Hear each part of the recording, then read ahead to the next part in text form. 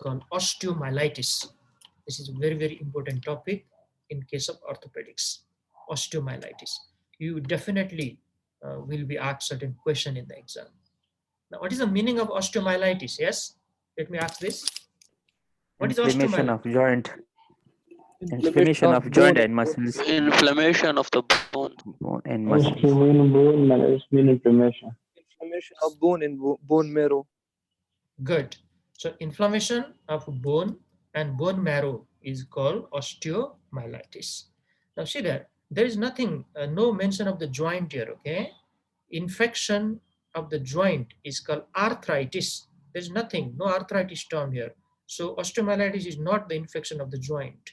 It is infection of the bone, and bone marrow is also involved here. So with this information, let's enter into the topic. Now see this. The person called Nelaton coined the term osteomyelitis long time ago in 1834. We don't want to ask this type of question to the students, but the meaning is really important. What is osteomyelitis? Osteon means bone and myelo means bone marrow. So both are affected here. There is inflammation of bone as well as bone marrow, which is known as osteomyelitis. And this is usually caused by microorganism, mainly the bacteria. The commonest bacteria which causes osteomyelitis is Staphylococcus aureus in any age group, okay?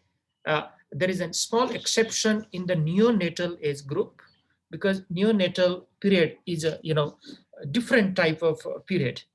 The organisms which are obtained from the mother commonly causes infection in neonate, but still Staphylococcus aureus is also one of the organism there as well. But after that, okay, in any type of age group or in any age group, Staph aureus is the most common organism to cause osteomyelitis. Now let's move on. So you already know the definition. Osteomyelitis is an inflammation of bone and myeloid tissue caused by an infective organism. Any way you can answer it.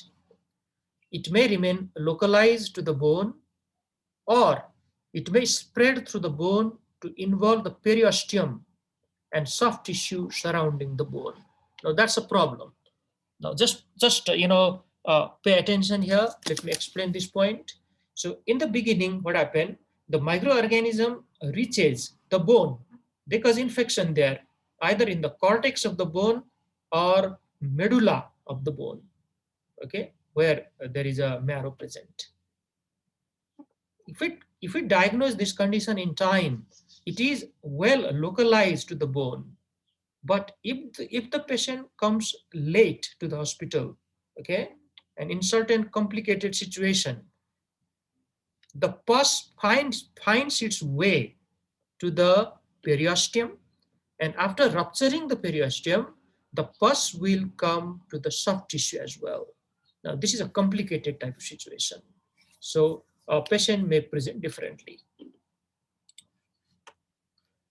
Let's classify osteomyelitis. This is an important concept. The classification is based on the duration and type of the symptom, especially on the duration. See here, according to the duration, we classify osteomyelitis into acute osteomyelitis, subacute osteomyelitis, and chronic osteomyelitis. So very commonly used classification: acute, subacute, and chronic. Now, acute osteomyelitis, okay, is less than 2 weeks. On an average, okay, according to the clinical study which has been done in many parts of the world, it is usually less than 7 days. Now, it is also known as early acute or late acute. Early acute and the late acute. Now, subacute osteomyelitis is after 2 weeks, okay, after 2 weeks up to 3 weeks. So 7 to 14 days is the average duration. And subacute means the less virulent, okay, type, and the person is relatively a bit of the person is having capacity to fight against the infection, means the immune response is good. That's why the subacute type of osteomyelitis occur in the patient. And chronic osteomyelitis, the duration is more than 3 weeks. But in a clinical practice, if any osteomyelitis occurs more than 14 days, we call it chronic osteomyelitis. So subacute and chronic osteomyelitis are somewhat intermixed with each other, because the therapy, okay, the treatment, most of things is similar with each other. So we'll talk about the acute osteomyelitis first and then move on to the subacute and chronic. Now, there are certain types of named osteomyelitis. With certain, terms are given for them, and they are important question in the exam. One is called Brody's abscess. Okay, Brody's abscess. This is a nice abscess cavity present inside the joint. So definitely, it is a form of subacute or chronic type of osteomyelitis. Another is chronic multifocal osteomyelitis. Okay, different foci are there. And the third one is sclerosing osteomyelitis of Gare, or we also known as Gare's sclerosing osteomyelitis. It is a very interesting condition where there is no pus formation. Okay, there is no pus present there, but there is extensive sclerosis of the bone. Sclerosis means fibrosis of the bone. That area looks relatively more dense than the other part. Okay, so we'll talk all of these one after other.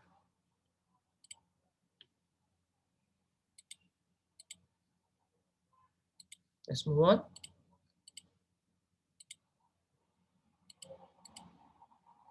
Okay, now let's talk about the etiology or the causes of osteomyelitis. Now, which bacteria usually leads to osteomyelitis? Now, see there, according to age group, okay, let's talk about it. In infant, okay, in infant, Staph Streptococcus agalactiae, and E. coli. What is another name of Streptococcus agalactiae? What is another name? Group B Yes. streptococcus. Group B streptococci. Very good. Very good. It is group B streptococci.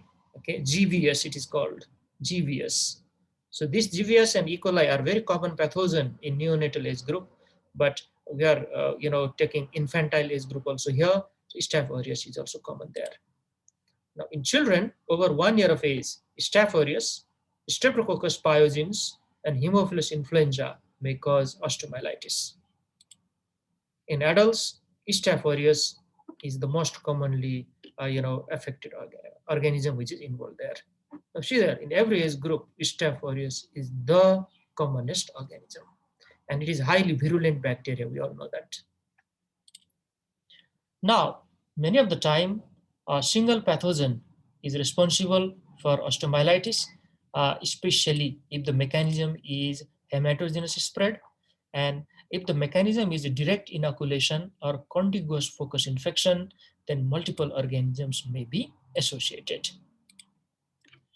Staphylococcus aureus is the most commonly isolated pathogen. We have repeated this so many times, but gram-negative bacilli and some anaerobic organisms are also frequently isolated, especially in the multiple organisms infection. Okay, so we need to consider one important point. During the investigation, you need to aspirate the pus and culture the pus in the lab. And if that pus shows particular organism, then we have to go for sensitivity test. And this is a very, very good way to find out which organism is responsible and which antibiotics we are going to use. Don't forget that. Now, let's move further. What is the pathophysiology of osteomyelitis? Osteomyelitis may be exogenous or hematogenous. Now, exogenous osteomyelitis, this is the mechanism we are talking about, okay? How the organism reaches there. They may reach there through trauma. They may reach there through surgery, that is called iatrogenic, or they may reach there through the contiguous infection, like infection in the soft tissue surrounding the area. If a limb is ischemic, if there is a decreased blood flow in certain area which is very nearby to that particular osteomyelitic focus, then organism may migrate to that area from the ischemic part. Okay, this is also known as a contiguous spread. Whereas another important is a hematogenous spread that is called bacteremia. So every student have this concept already, how bacteria enters into the blood first, and then with the blood or through the blood, how they reach the multiple organs of our body. Okay, so the important mechanisms are through the dental procedure, through the dental treatment or dental surgery, any type of instrumentation in our body, like catheterization, okay, like cannulation, things like that. Any surgery can result in bacteremia. Any endoscopic investigation can result in bacteremia.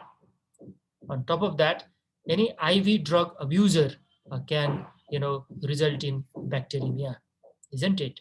And don't forget, if there is any other infection in the body, like pneumonia, okay, like pyelonephritis, like meningitis, like dysentery. So these may be the source of microorganism, and from there it may reach to the blood. So this is called hematogenous spread. Let's move on. Now, this picture is very good regarding, it is clearly showing you the three important mechanisms by which the microorganism reach the bone. Look at these three mechanisms. This is the first one, hematogenous route. Hematogenous route means through the blood. Okay. The second is a contiguous spread. See this, the soft tissue which is surrounding the bone is infected first, and microorganisms from there have reached the bone. Third, direct implantation secondary to trauma or surgery. Trauma, like an open fracture or compound fracture, isn't it? Bullet injury to the bone, or surgery, any type of surgery in the bone, if the sterilized equipments are not used during the surgery. So same thing is written here: hematogenous spread, contiguous source of infection, and direct implantation. These are the important mechanism by which microorganisms reach the bone. Now, what they do there? Okay, so let's talk about it and some related parts of the pathophysiology. The primary hematogenous osteomyelitis is characterized by an acute infection of the bone caused by seeding of bacteria within the bone from a remote source. Absolutely, from the remote source. Usually, there is infection somewhere else in the body, and I already told you the different example here, like pneumonia, okay, like infective endocarditis, like meningitis, pyelonephritis, anything may be there. Hematogenous osteomyelitis usually occurs during the period of growth and thus occur primarily in children who are still growing, means the bone is still growing in them. However, all ages may be affected and cases are even found in older age. But which age is more common? We are talking about that now, and clear cut, children's are the most common age group where osteomyelitis occur. Okay, so the question should come in your mind, why it occurs so commonly in children, especially in the growing age? Okay, the answer will be provided by the subsequent slide to you, but right now let me tell you one thing: there is a special arrangement of the blood vessel in those children, okay, in those very small age children, in the metaphyseal area. Metaphysis and the epiphyseal plate of cartilage are the highly active site in the growing bone. So there is a special arrangement of the capillary, and as a result of this, okay, the chances of osteomyelitis is very high in that age group.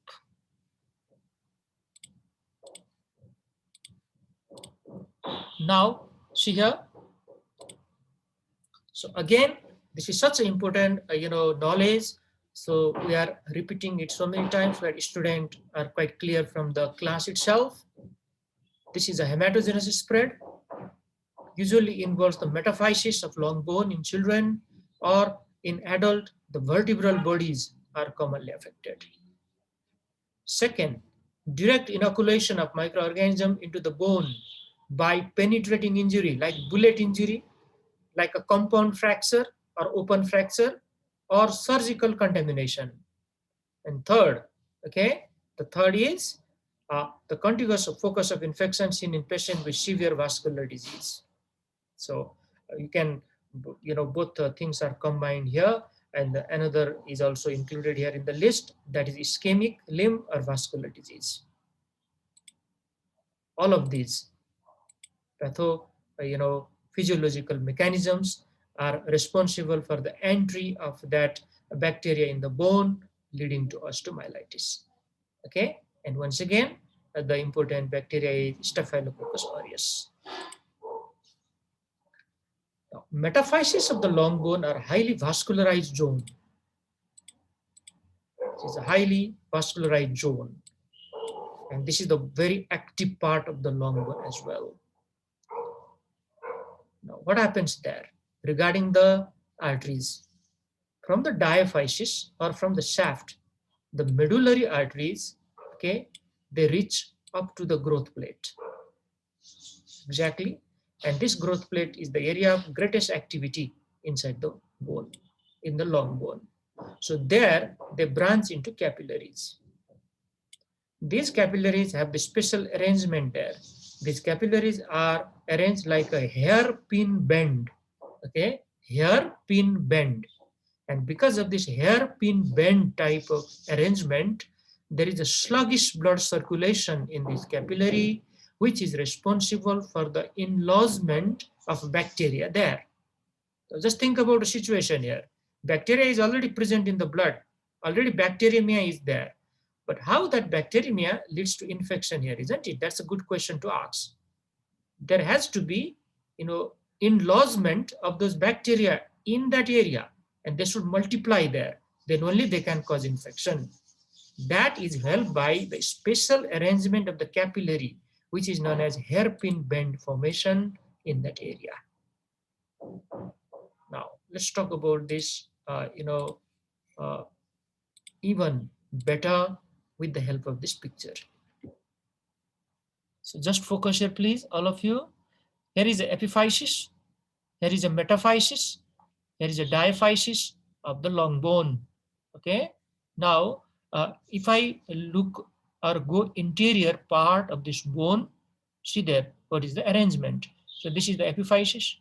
Here is the epiphyseal plate of the cartilage, which is present right in between the epiphysis and the metaphysis. And this hairpin bend like structures are present in metaphyseal area.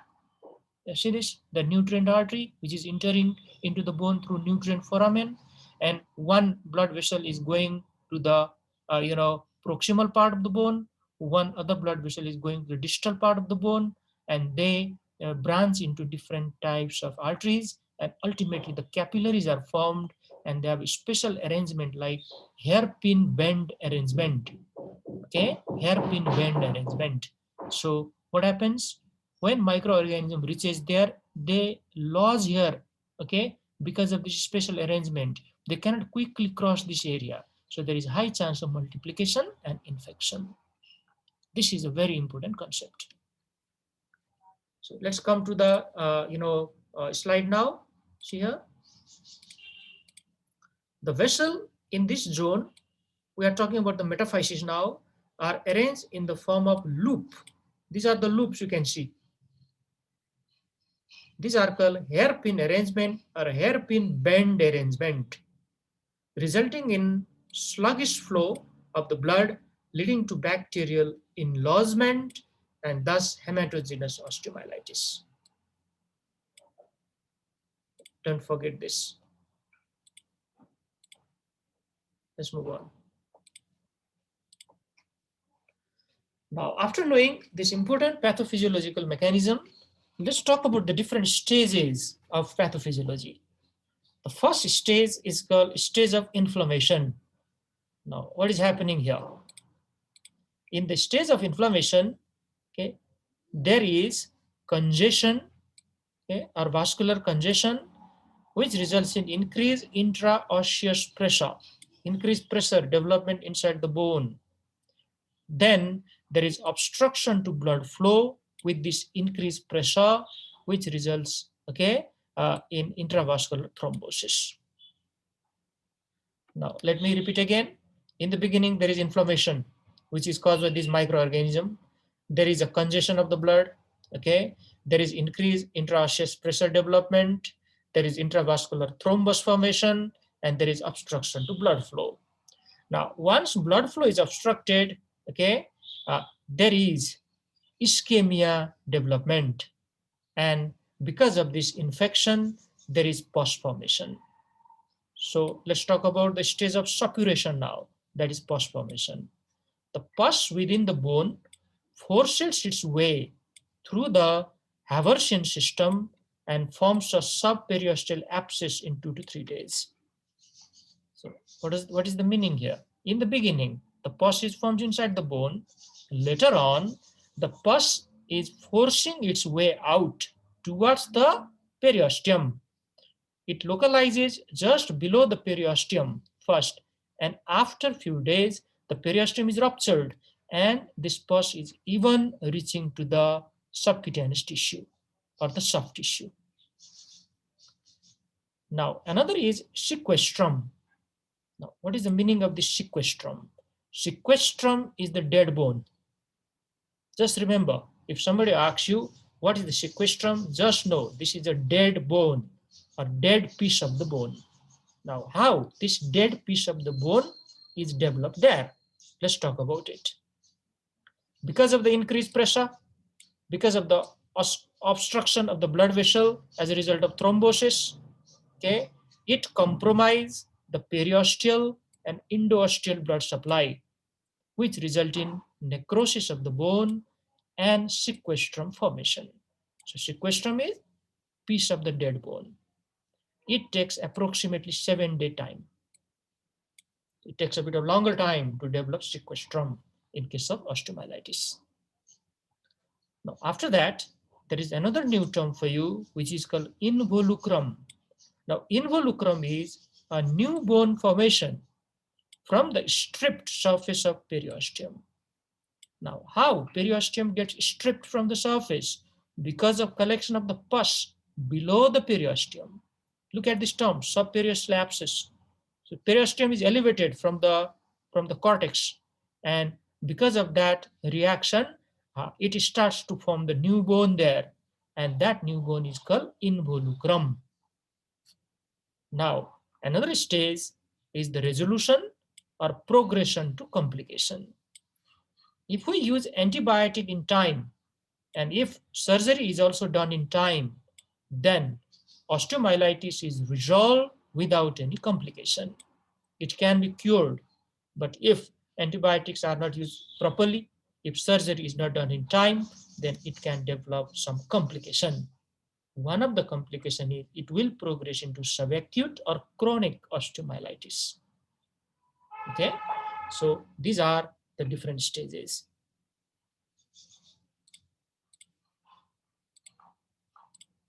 Now, let us revise some of these important stages once again with the help of picture. See here. Here is the periosteum of the bone. So let me use the pointer, spotlight.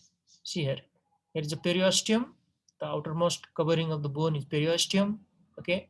The middle is cortex. The inner is medullary cavity. You all know that. Now, this is the initial site of the infection. We already told about this. The metaphysis is a very common site of infection, especially in children. Okay, so this is the stage of inflammation. Now, this is the another stage where this pressure is increasingly, common there. Then there is a pus formation. This pus is giving a lot of pressure in the surrounding area. There is a formation of thrombus inside the blood vessel, which leads to ischemia of that particular area. And at the same time, the pus is reaching in the subperiosteal layer. See this subperiosteal pus collection or abscess formation.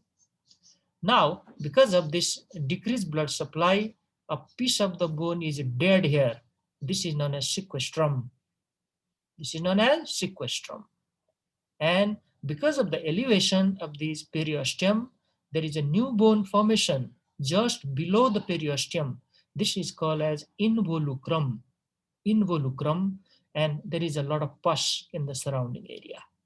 So this is a very important concept.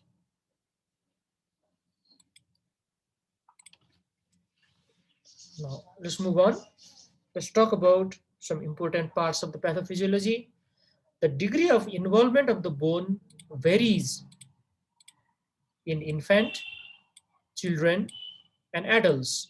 Okay, it is uh, it is because of the vascular difference of the bone at these ages. I already talked about this. In infant, the vessels penetrate the epiphyseal plate. In infant, the blood vessels, they penetrate the epiphyseal plate. That's why the metaphyseal infection can pass to the epiphysis and then to the joint very easily. What is the information you got here? Osteomyelitis can easily lead to septic arthritis in case of infant or very, very young children. So we need to, consider that if the joint is swollen, if the joint is painful, then already osteomyelitis and septic arthritis are occurring together because of this special arrangement. So the same thing is written here. The acute pyogenic arthritis is therefore a relatively common sequelae of osteomyelitis in infant. Another point, the periosteum in infant is very loosely attached to the underlying bone. So pus easily elevates the periosteum, and so it can extend the epiphyseal plate along the shaft. And at the same time, some new bone also can be formed. Now see this. So less than 2-year-old or very young, age children, look at the arrangement of the blood vessels here, and more than 2 years old children, look at the arrangement of the blood vessel here. See this. Okay, this bacteremia can easily occur through these blood vessels. So for example, this is a infection here, for example, right here. So it can easily reach to the epiphysis area, and from there easily enter into the joint, because epiphysis is a part of the joint, definitely. So this is an important point. But after the age of 2 years, it is not like that. See here, these blood vessels are not penetrating this growth plate, and they are not reaching the epiphysis, or they are not entering into the joint. So the risk of septic arthritis is very less. The same thing is written here. In children between the age of 2 and 16, the epiphyseal plate blocks the extension of the infection. So there is very, very less chance of infection of the joint because of osteomyelitis. In adult, there is ossification of the growth plate, and metaphyseal epiphyseal circulation merges. So there is no sluggish circulation in case of adult. That's why osteomyelitis is uncommon in adult. The typical appearance of the hairpin bend or hairpin arrangement is absent in adult. So even if the bacteria reaches there, they do not lodge there for a longer time. So the chances of infection is very less in adult. This is all about the ossification of the growth plate and merging of the circulation there.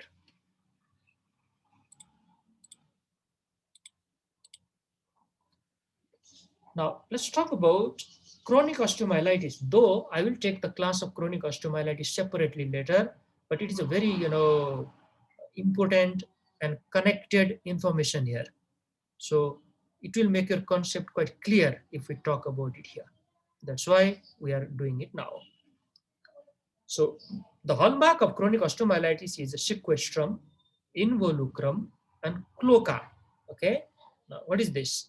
Sequestrum is the necrotic bone. We all know it's a piece of the dead bone that is embedded in the pus or infected granulation tissue. It is surrounded by the pus or infected granulation tissue, and at the center there is a dead bone. So there is a dead bone. This is a dead bone here in this area. Okay, this is a cavity. Involucrum is the new bone formation, especially just below the periosteum. And this involucrum usually surrounds the sequestrum. And cloaca or cloaca, whatever you want to say, is the opening in the involucrum through which pus and sequestra make their way out. So this is just like a sinus. Okay, so cloaca is the sinus which formed in chronic osteomyelitis. This is just another term. Okay, sinus, we all know sinus is a tract, and through the tract the pus is drained outside. Some of the pieces of the bone are also coming outside, and that is known as cloaca. So sequestrum, involucrum, and cloaca. Now one small question I like to ask to you here. Okay, if we take the x-ray, just listen to the question. If we take the x-ray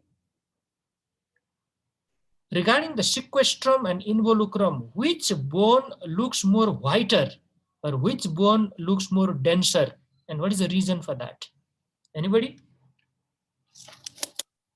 Involucrum, sir. You think Involucrum will look more. involucrum? Okay. Any other student? Any other answer, please? Sequestrum is more denser because no absorption of calcium from that bone. So Rana Atisam is saying sequestrum, right? Your answer is sequestrum. And that is the absolutely correct explanation here. We'll talk about this later, don't worry. So what is happening here? The sequestrum is the dead bone, but there is no reabsorption of calcium because of the lack of blood flow to that dead bone. So that is a constant type of mechanism, resorption of calcium, which doesn't happen when blood is not flowing to that area. So it always looks more denser than the new bone. The new bone has a good, blood circulation there. Deposition is also happening, and the resorption is also happening in the new bone or involucrum. So if your examiner asks this question, always answer sequestrum with this reason. Now, let's look at this picture and let's make your concept clear here. So this is a sequestrum. Okay, here is the involucrum. It almost looks a bit, similar type of density in this picture. Okay, but we need to consider so many other parts of the X-ray, all about the quality of the X-rays and things like that, isn't it? So right now, what we need to know is sequestrum is present right at the center. This is sequestrum, and this new bone formation just below the periosteum is called involucrum, and this is called cloaca. And these are the sinuses which are formed on the surface of the bone. Now, the hallmark of chronic osteomyelitis we are talking right now, and that is the infection is aggressive and rapidly changing. Like there is a lysis of the bone, there is a destruction of the cortex, and there is also a chance of pathological fracture. At the same time, there may be certain slower type of reactions like sclerosis, heterotopic bone formation, and periosteal reaction. This heterotopic bone formation means calcification in the soft tissue, and we also call that as a bone formation in the soft tissue area. So different types of manifestation may be seen in chronic osteomyelitis. This is altogether a different topic. Okay, I'm just mentioning it here so that you can clearly know the differences between acute osteomyelitis and the chronic one. Now there is a discharging sinus. Through the sinus, the pus is drained outside, and a dead piece of bone may also come outside. And if that occurs, that is a pathognomonic sign of chronic osteomyelitis. And we call that cloaca. Okay, that hole or sinus formation in the bone is called cloaca. So these are the important point of chronic osteomyelitis. With this information, let's talk about a very important part of this lecture, that is, what are the clinical features of osteomyelitis? What are the symptoms and signs? So please pay attention. What is the common age group now? It's a children. Okay, the children are the Common age group, there's no doubt about it because of the special arrangement of the blood vessel in the metaphyseal area. Regarding the sex, male are more commonly affected than the female. Okay. This is the epidemiological data from the study. We have found that out, but there is no real explanation why male, are more affected than the female. The common presentation is fever. Now, what type of fever is this? Is it low-grade fever or high-grade fever? What's the idea? Yes? High grade fever. High grade fever. Exactly. This is a bacterial infection, so fever is high-grade. There is no doubt about it. Very good. It's a high-grade fever. There is a fatigability, there is irritability, and malaise. These are called non-specific feature of infection. There is restriction of movement of the limb and refuse to use the affected part by the child or by that patient. That part of the limb is not moved properly, okay? And it is a very painful movement if they try that. Even the gentlest manipulation is painful and joint movement is restricted. And that's why we use the term pseudo paralysis for this type of appearance. The person is not moving it at all, and even if you try to move that part, it causes a lot of pain, and the patient cry with pain, especially the children, they cry with pain. So we use the term pseudo paralysis for that. So it is a meaning, it is not a real paralysis or not a true paralysis. There is no paralysis of the muscle per se there. There is no involvement of the nerves there. It is just because of the pain, the person is not moving the limb. There may be local edema, erythema, and tenderness. These are the features of infection.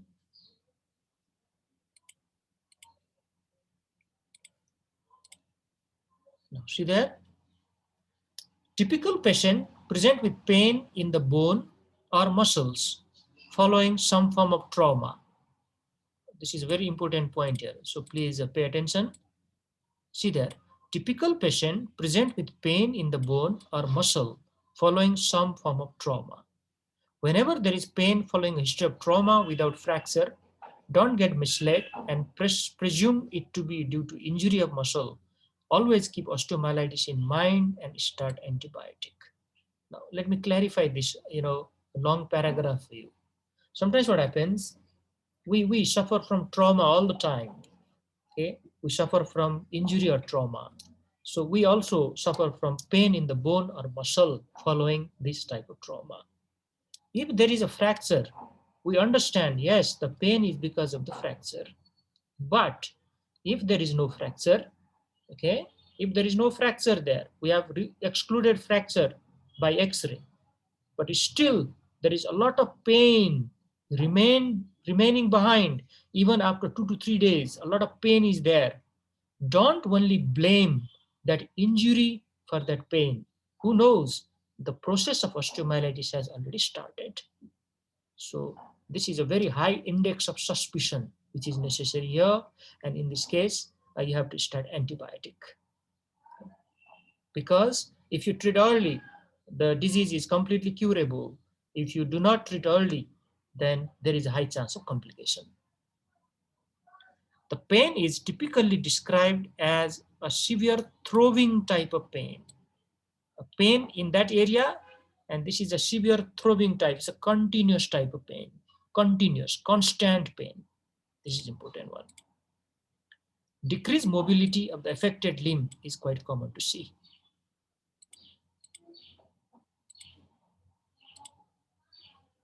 Now, what else? Remember, what is the source of this infection? You need to think about that. From where this bone is infected? And a good doctor will always, think about that. So they will try to find out that source in the body. So they will take a good history. They will do detailed physical examination. There may also be a recent history of infection, elsewhere in the body. See there, recent history of infection somewhere else in the body, like pneumonia, like otitis media, Okay, even boil means furuncle. Okay, this is a skin infection. Or even pyelonephritis, kidney infection, meningitis. Okay, so any type of things you can write here. Constitutional symptoms are quite common. Constitutional symptom means fever, malaise. Okay, they may be present, and sometimes the child may be having myalgia. Okay, a bit of arthralgia and things like that. But because these are the bacterial infection, the typical constitutional symptom like we see in viral infections may be absent. In viral infection, these symptoms are much more common, like runny nose, moist eye, sore throat, myalgia, arthralgia, rashes. In bacterial infection, suddenly high-grade fever comes there without these type of features. Okay, so they may help you regarding the diagnosis, or they may not help. They rather confuse sometimes. Local redness and swelling are the late signs. They develop only after extensive involvement of the bone or pus formation in the local area.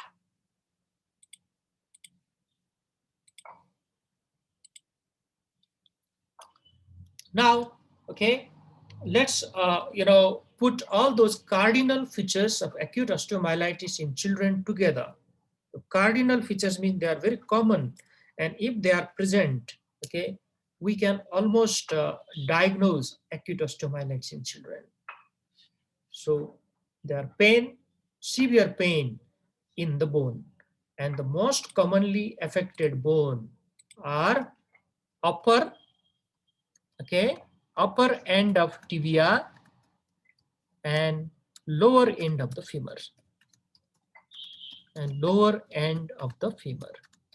Now this is around the knee joint, upper end of the tibia and lower end of the femur. This is the most commonly affected site in case of acute osteomyelitis in children. Fever is high grade. This is a serious infection, so fever will be there. The child will not walk. The child will refuse to bear weight. That's why it is known as pseudoparalysis. During the examination of blood, we see elevated WBC count, okay, increase leukocyte count, and if I do the differential count, there will increase neutrophilia also. Neutrophilia, there is elevated ESR and there is elevated CRP. These ESR and CRP are known as acute phase reactant. Acute phase reactant, and they are very non-specific, okay, because they are high in many other different type of infection inflammation. But if they occur along with these things, they really help us in the diagnosis.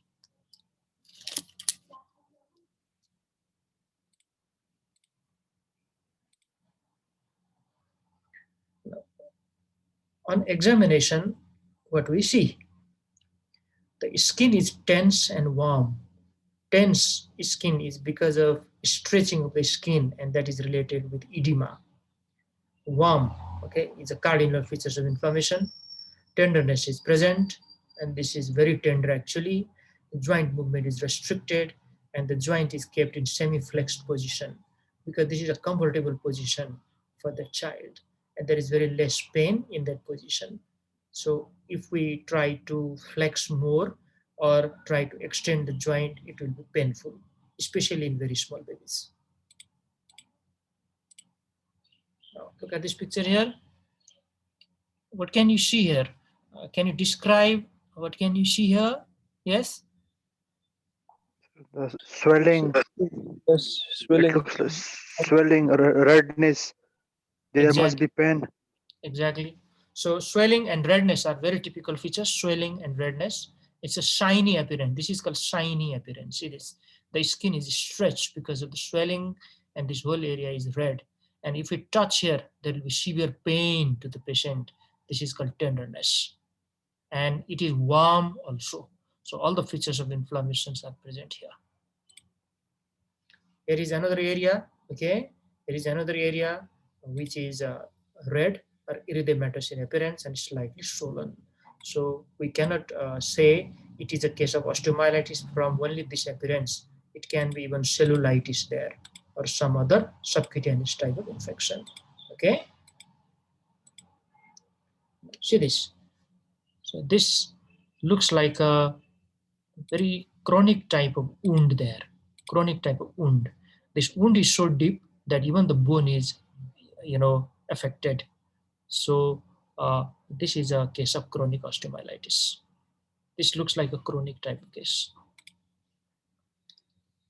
Let's talk about what are the lab investigation we like to do in a case of osteomyelitis.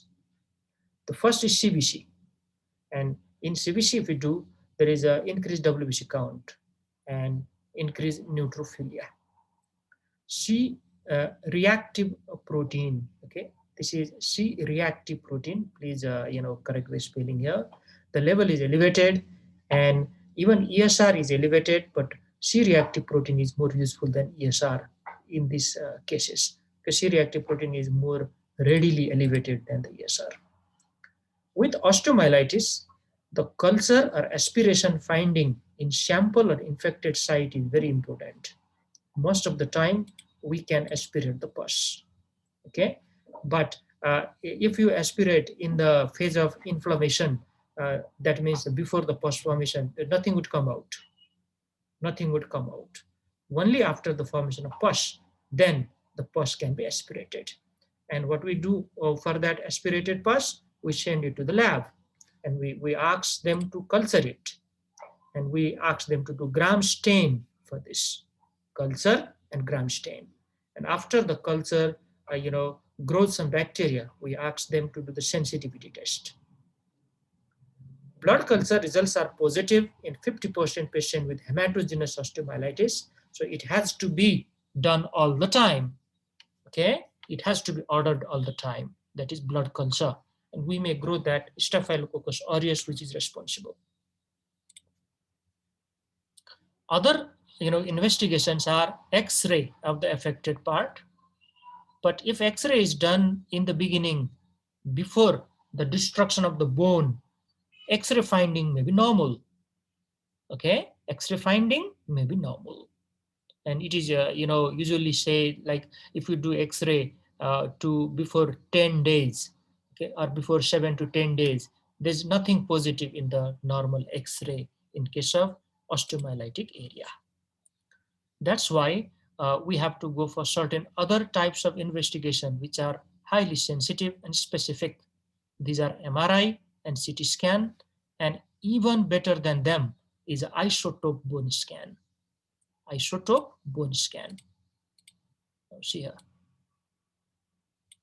Now this isotope bone scan, okay, we can use technetium M99 agent. This is an example of radioisotope material. So we use this, okay. Then this radioisotope material will go and get deposit in that area where there is active infection happening. And this can be present usually within 3 days, and sometimes as early as 24 to 48 hours. See this. This is why if one MCQ question is asked to you, and if they give different options, which is the test which gives diagnosis quite early, your choice is isotope bone scan, much earlier than the ordinary X-rays. See this? Whereas the ordinary X-ray takes almost 10 to 14 days to show the positive findings. Let's move on.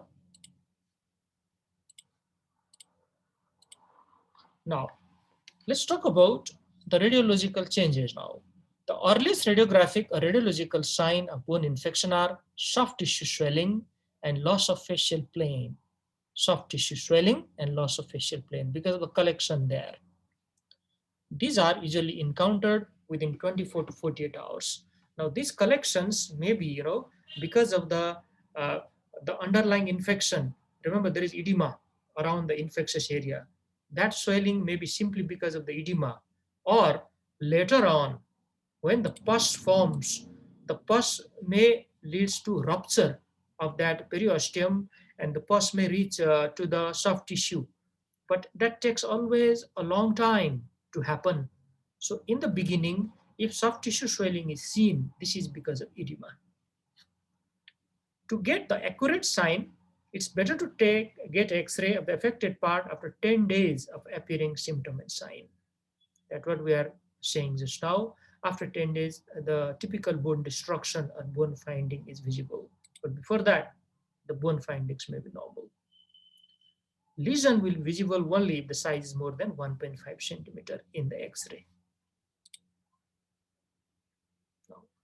What are the typical bony changes because of osteomyelitis? The lytic lesions in the bone are seen, and these lytic lesions are because of osteopenia. Okay, there is lack of the bone, there is destruction of the bone, that is called lytic lesion. There is loss of trabecular architecture, and cortical destruction is found as a moth-eaten appearance. This is known as moth-eaten appearance. That means there is a patchy type of destruction, patchy.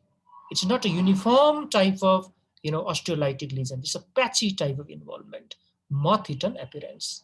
And in between there is a pus collection.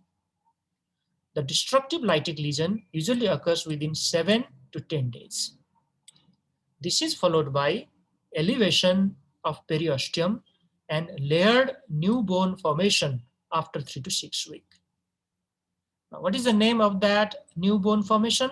What term we use for that? Yes? Osteophyte.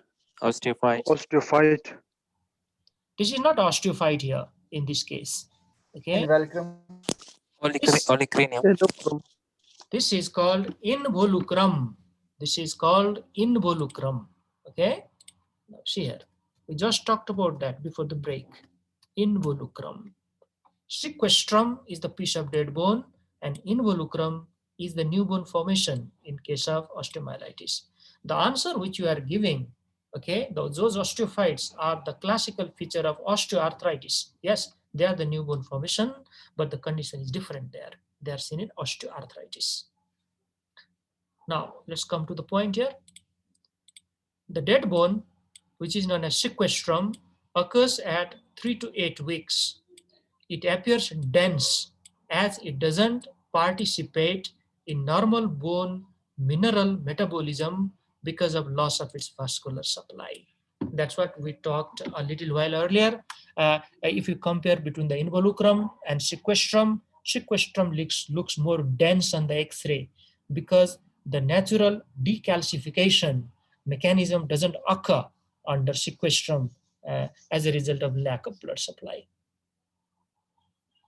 So let me repeat again. What are the important point here? There is a damage to the bone, which is known as lytic lesion in the bone.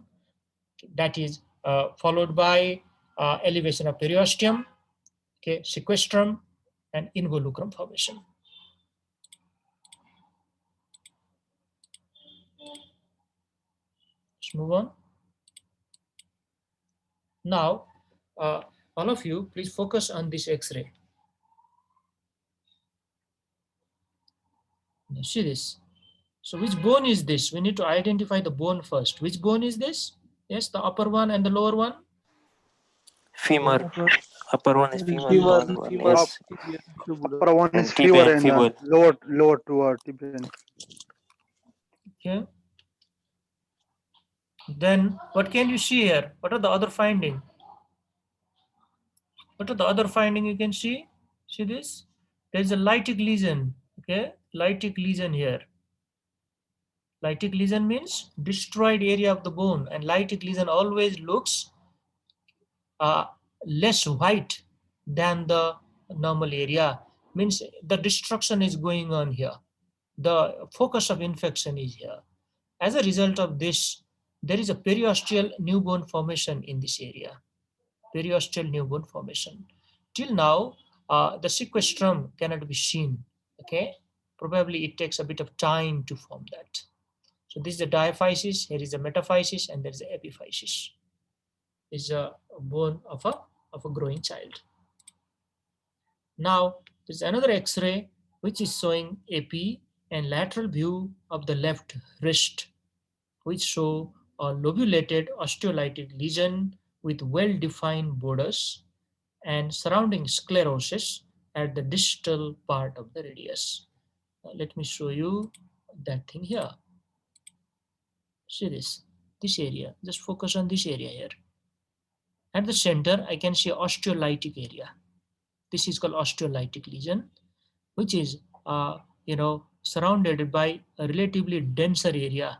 So this is called osteosclerotic area, and this is the wrist joint. So this is the lower end of the radius. So this lower end of the radius looks more denser than before. Okay, so these all are different types of finding which you can see here.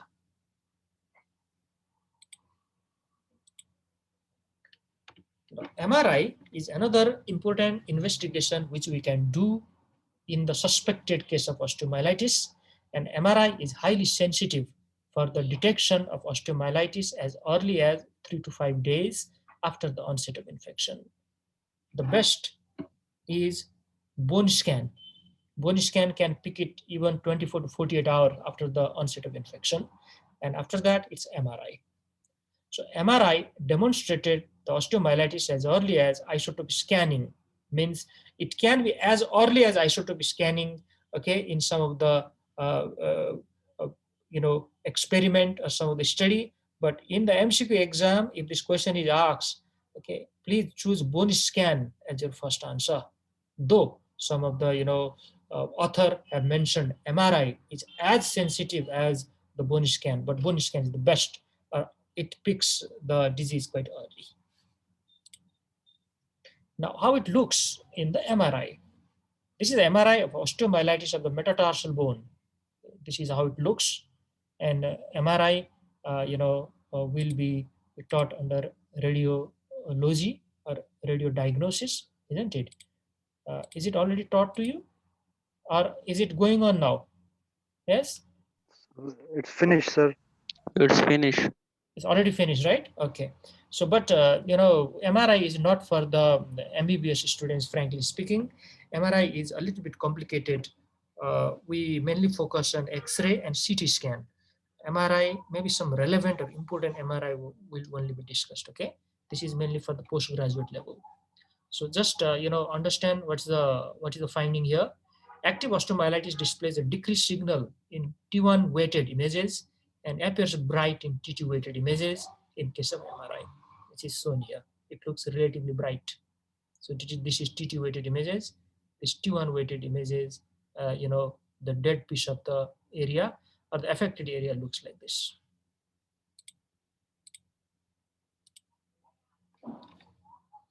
Using appropriate sequence of the MRI, changes in bone and soft tissue edema may be identified early. This is a definite advantage. Fatty marrow is bright in signal on T1 weighted, while compact cortex having less fluid has a low signal. And edema and inflammation shows increased signal dramatically on T2 weighted images. So these are the different types of MRI, different views of the MRI, T1 weighted and T2 weighted. So accordingly, the findings may be there. You don't need to know in detail regarding this. Now, the last part of this important topic of the lecture, how we manage the case, how to manage acute osteomyelitis. See there, resuscitation is the first thing. Now, why? What do you mean by resuscitation here? This person is not going to die very soon. That is not type of resuscitation we mean here. There is no damage of, no need to worry about the airway here. No need to worry about the breathing, okay? And no need to worry about the circulation. If I need to worry about circulation, usually the person is already very sick and the person is in septic shock. Then I need to, vigorously give IV fluid. Resuscitation here is, making that child relatively calm. The child is having a lot of pain. The child is having high-grade fever. The child may be dehydrated because of high-grade fever. Child is ill. The child may not eat, fluid, drink fluid or eat food for a certain period. So take care of all those things is the meaning here. Okay. Or you can also understand if the child is very sick, if the child is presented with shock, that is septic shock, and then enough IV fluid has to be given. So this is the meaning of resuscitation in this topic. Analgesic is very important part of the management because there is a severe pain. So which analgesic you want to give here? Which are the example of analgesics? Yes? NSAIDs. NSAIDs, maybe morphine. Exactly. NSAID will do the job. NSAID are enough. And even after giving NSAID, if the pain is still there, you go for opioid analgesic like morphine and other type.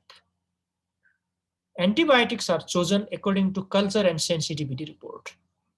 But only it is possible only if there is a growth of microorganism. If there is no growth of any microorganism, then we give empirical therapy. We don't wait. If the disease is suspected, you don't wait for this report. You start the antibiotic.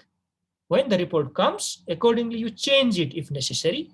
If the same antibiotic is working, just continue it. Give rest to the affected limb either by surface traction or splintase. This is important part of the management. The child should not move that limb.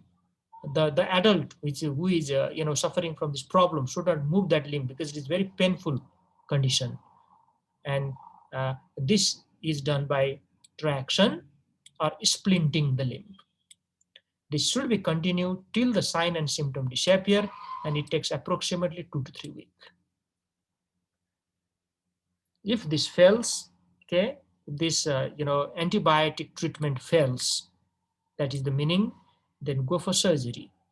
Surgery is done by incision and drainage. That is, the pus collection is there inside the bone. The pus may be collected under the periosteum. The pus may be there on the soft tissue. So we need to drain all that pus. If the pus is not found, then multiple hole is made by the bone drill. This is a very important type of surgery.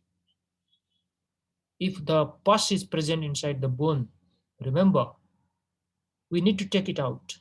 This is the principle of surgery. You should never forget. The pus penetration by the antibiotic is very poor. We need to remove the pus. And this is one way to remove the pus from the central part of the bone, that is bone drill, or from the cortex part of the bone. We need to drill the bone in a multiple part, and we hope if there is any pus collection, it will be drained from that area.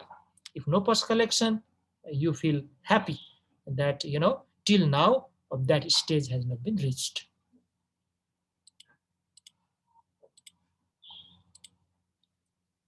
Now let's move further. If antibiotics are given early, within the first 48 hours after the onset of symptom, drainage is often unnecessary. Very important concept. If antibiotics are given within the first 48 hours after the onset of the symptom, drainage is often unnecessary. So you don't need to go for surgical drainage. However, if the clinical features do not improve within 36 hours of starting the treatment or even earlier, and if there are signs of deep pus like swelling, edema, and fluctuation, and most certainly if you have aspirated the pus already, the abscess should be drained by open operation and under general anesthesia. So let me make it very simple for you. If the antibiotic is not working in time, if it's taking longer time than you have thought of, if there are sure shot signs of abscess formation or collection of the pus, and the most definite is if pus is already aspirated with the help of a needle, then you need to go for incision and drainage under general anesthesia because it's a very painful procedure. If there is no obvious abscess, it is reasonable to drill a few holes into the bone in various directions. We still believe the pus is present inside the bone and I want to take that pus out. So even if there is no pus seen when you open that area, I still want to drill the bone in few of the areas.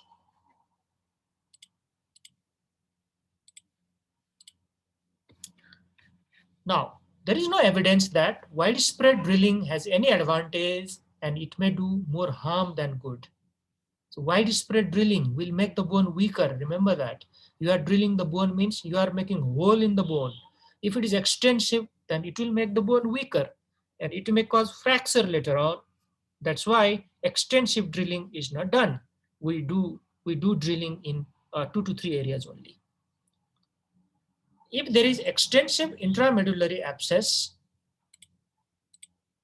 see there, extensive intramedullary abscess, drainage can be better achieved by cutting a small window in the cortex rather than drilling here and there.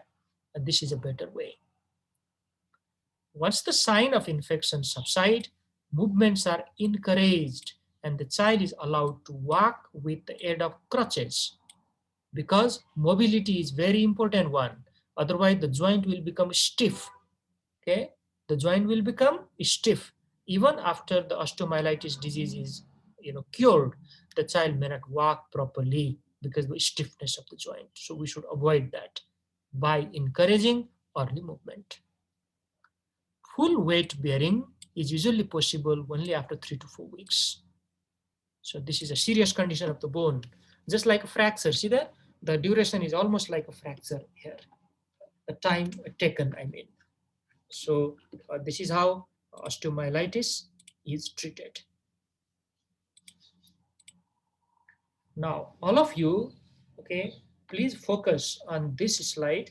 Okay, this is the algorithm of how to manage osteomyelitis from the time of diagnosis. See here, this is a clinical diagnosis. Now, how do you make clinical diagnosis of osteomyelitis? I want to hear some of the answers from the students. How to make clinical diagnosis? Yes? So by sign and symptoms, we can check the sign symptoms of inflammation like pain, swelling, redness. We go all for these Okay. Also clinical signs taking symptoms. history. Also taking history. Good. Also Also, taking history. in ESR and investigations. CRP. By doing investigation, ESR, CRP. Exactly. Now see there. Very good answer. Okay, I'm quite impressed because you are listening quite properly here. So this is the way you should do when you are attending the class. Okay, try to pay attention, and the most of the concepts are provided right here. The clinical diagnosis is done by good history taking and good physical examination, followed by investigation. Now, history taking, we also should always ask, where is the pain? Which is that area? And I already told you, the knee joint, around the knee joint is the commonest area of osteomyelitis in children. Lower end of the femur, upper end of the tibia. That is the commonest site. There is pain, there is swelling, there is redness. The child is unable to use that joint, that part of the limb. And this is known as pseudoparalysis. If accidentally parents are touching that area or the examiner touches that area, it leads to severe pain. Okay, so these are the important points. Now, after that, we go for investigation. So the certain investigation we do are CBC. We always do that. It shows increased WBC count with neutrophilia. We go for bone aspiration. If pus is aspirated, that is a definite diagnosis. Send that pus for the culture. Send blood for the culture. In case of hematogenous spread, you can grow the same organism which is causing the infection in the bone, that is Staphylococcus aureus. And if you have found certain other septic foci in the body, okay, take swab from there, take the specimen from there for the culture also. Who knows, the same organism which is causing infection there is responsible for osteomyelitis. So this is a possibility. After that, you have done the diagnosis, so start the antibiotic therapy. At this time, we call it empirical antibiotic therapy. Empirical, because the culture report has not yet, got from the lab. So high dose parenteral antibiotics are given. Parenteral means IV, and it is based on gram stain of aspirate or empirical therapy. And sometimes even gram stain is not positive. Okay, sometimes it is not positive. If it is positive, it will really help us. Now, what is the gram stain, report of Staph aureus? What type of organism is Staphylococcus aureus? Compose Group Gram positive, positive. Gram catalase positive. positive, Gram-positive cocci in cluster. Okay, gram-positive cocci in cluster. This is the hallmark of Staphylococcus aureus. Very nice. Then culture and antibiotic susceptibility results come. Okay, if it comes, it really helps us. We have to change the antibiotic if necessary. If it is not necessary, that means the antibiotic which you are giving to the patient is the same one which is shown by the sensitivity report. You don't need to change it, especially if the patient is improving. So very important clinical knowledge. Now, change to oral antibiotic when patient is clinically stable. Complete a total of 6 weeks of antibiotic. Very nice algorithm this is. Okay, it is very nicely describing how long the antibiotics are given. So what is the meaning? Change to oral antibiotics only when the patient is clinically stable. That means all the signs and symptoms should disappear. Okay, then only I will remove the IV antibiotic and switch it to oral. Continue parenteral antibiotic for 4 to 6 weeks, okay, especially if there is no improvement. So these are, important point here. CRP can be used to monitor the response to treatment, but do not stop treatment early because CRP levels normalize.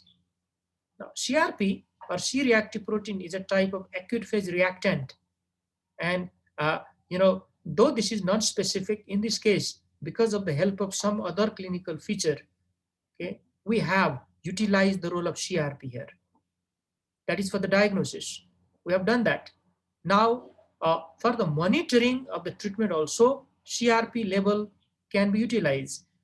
If the patient is getting better, if the infection is getting better, then CRP level gradually falls.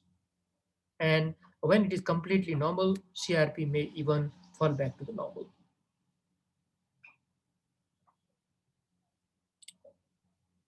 Now, this slide is talking about which antibiotics are chosen in the initial period. Okay, for example, you are using the empirical therapy. So which antibiotics are your choice?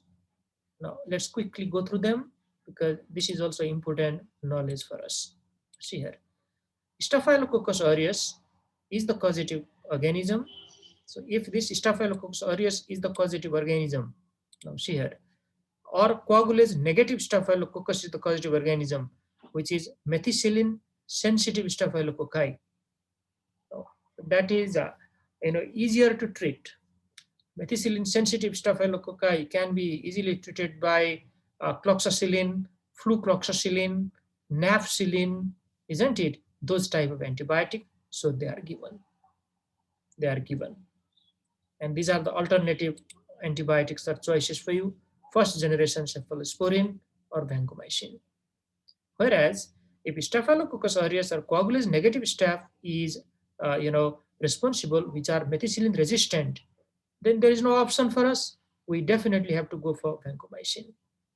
There is no other option.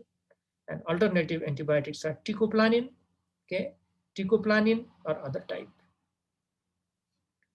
Now, other organism like streptococci, group A and B, beta hemolytic streptococci, which are penicillin sensitive, we can go for penicillin G.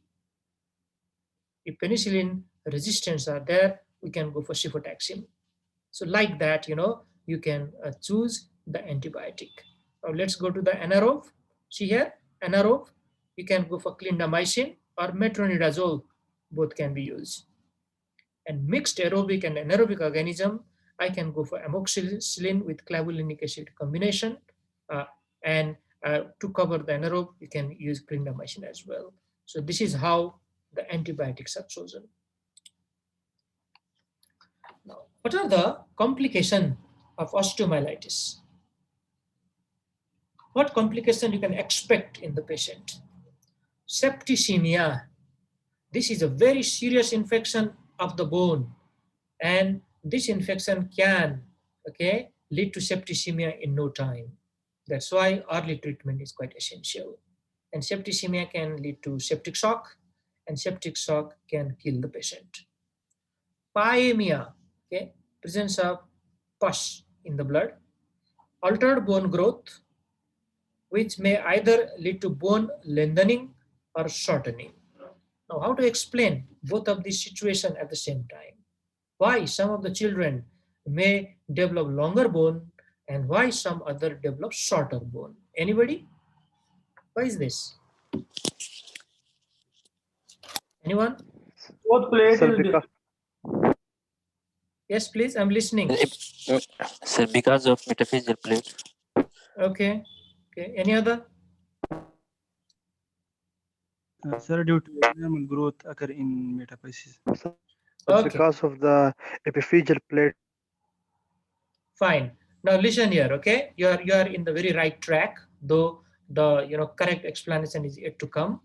Now, the active bone growth occurs in the epiphyseal plate of the cartilage, which is between metaphysis and the epiphysis. We all know that. If that epiphyseal plate of the cartilage is damaged, okay, think about this. If it is damaged, then there will be shortening of the bone. There's no doubt about it. But sometimes it may not be damaged, okay, especially if the child is a little bit older. It may not be damaged. So what will happen now? It will be stimulated by the increased blood flow in that area. Hyperemia and congestion are the very important part of inflammation. Hyperemia and congestion. So because of that increased blood flow to that area, there is more stimulation of that epiphyseal plate of cartilage. So some of the children may even present with lengthening of the bone. So this is the explanation. Another one is a compartment syndrome. Compartment syndrome is the increased pressure development in that area, in that closed space. And this increase in pressure is because of pus collection, because of active infection there. And what is the treatment of compartment syndrome? Fasciectomy. Fibulectomy.